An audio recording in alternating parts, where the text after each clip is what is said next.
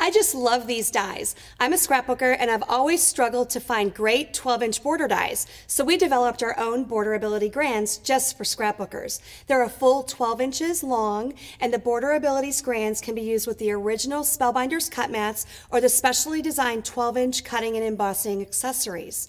You can see here on this layout how we used a 12-inch Borderability grand die to accent this great baby layout.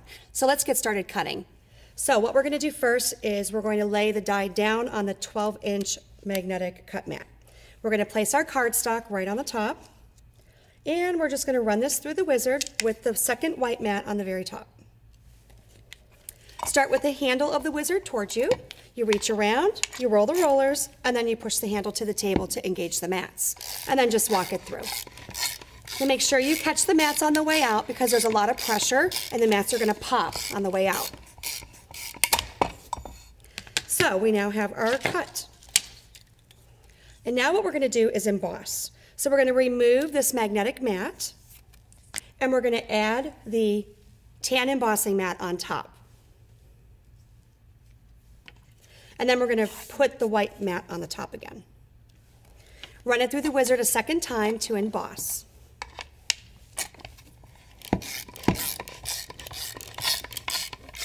And you're going to be so impressed with the embossing on this. It's just so beautiful. And voila, you've got this great 12-inch border die for all your scrapbook pages. So what if you don't have the 12-inch extended cut mats? How would you cut out these 12-inch dies with your regular mats that came with your wizard? Well, there's a little trick involved, and I'm going to teach you that right now. So we're going to take our original Spellbinders shorter mats and we're going to put our magnetic spacer plate right in the center of the white mat. We're going to get some cardstock. And basically what I'm going to do is I'm going to line up half of this die right on the mat. So you can see where half the die is on the magnetic mat and half the die is off of the mat.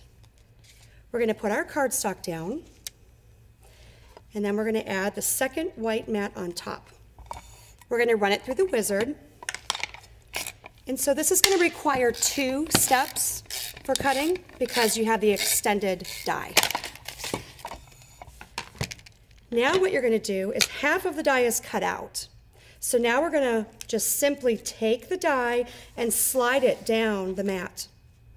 And then run it through a second time in the wizard to cut the other half of the die. Reach around, roll the rollers, and push the handle to the table and walk it through.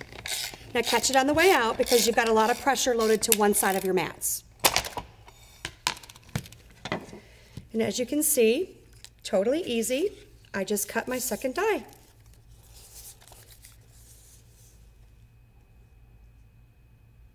So to add your embossing detail to the die cut, you would just run it through just like I showed you, but you would use the tan embossing mat.